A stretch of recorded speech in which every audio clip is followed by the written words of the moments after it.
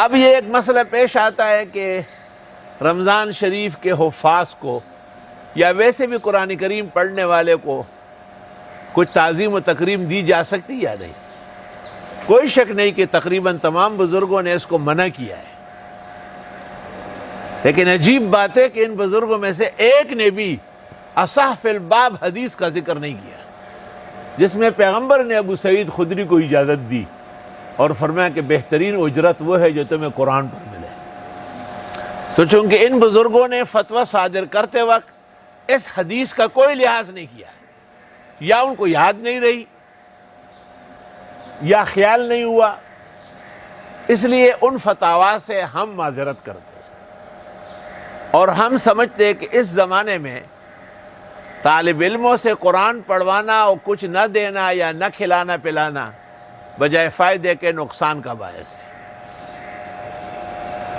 سال میں ایک دفعہ قرآن خوانی ہو، لیکن اس شان سے ہو کہ ہر طالب کو ایک ایک ٹیٹرون کا تان ملے، 5-5 ہزار روپے کا نوٹ ملے لفافے میں،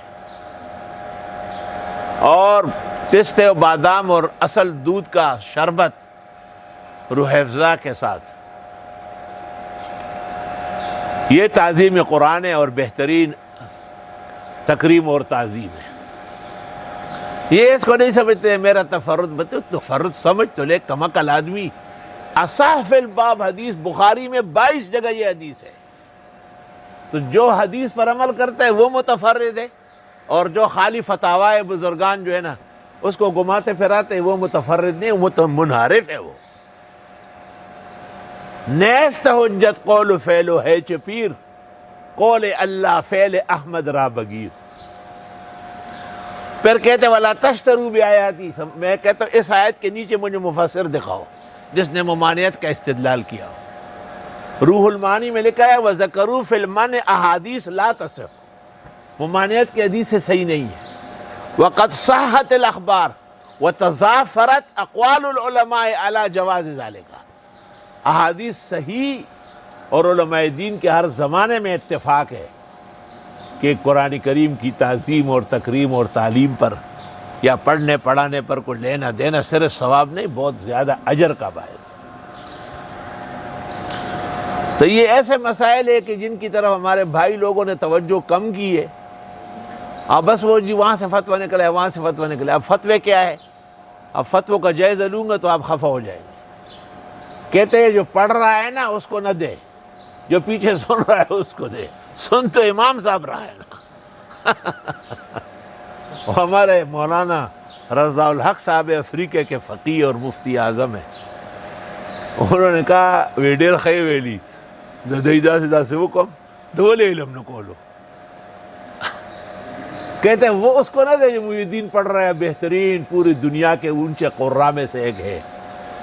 اللہ پاک ہمیشہ محفوظ و معمون رکھے، اور اللہ تعالیٰ ان کو گھروں میں جا کے ٹیوشن پڑھانے سے منع فرمائے۔ مجھے ایک ساتھی نے کہا کہ آپ جب جوش میں آتے ہیں تو قاری صاحب کے فضائل بیان کرتے ہیں، اس دن اس کے 2 سیٹوں کے ہاں اور ٹیوشن لگ جاتے ہیں۔ میں نے کہا اچھا اب ساتھ یہ کہوں گا،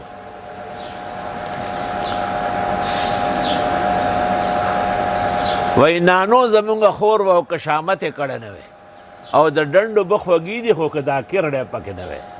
کہتا نانو ہماری بہن تھی، کاچ کے گناہ نہ کرتی، اور تالاب کا رکا ہوا پانی شیرین ہے لیکن کیڑے بہت ہوتے ہیں۔ نانو زمونگا خور وہ کشامت کڑے نوے اور دا ڈنڈو بخوگی دی خو کدا کرڑے پکے نوے۔ تو قاری محی الدین صاحب ہماری مسجد اور ادارے کی ضرورت بھی ہے اور زینت بھی ہے۔ اللہ تعالیٰ ادارے کو ایسا ساکھ دے کہ ان کی تمام ضروریات کی کفالت کرے، اور انہیں اور ان کے بیٹوں کو کہیں بھی ٹیوشن پڑھانے کی ضرورت نہ ہو، اور لوگوں کو چاہے کہ ٹیوشن نہ پڑھائے ایسے حافظ قرآن و بہترین انسان سے، ویسے ان کی تکریم و تعظیم میں ان کے ماہواری اور ماہنامے لگا لے۔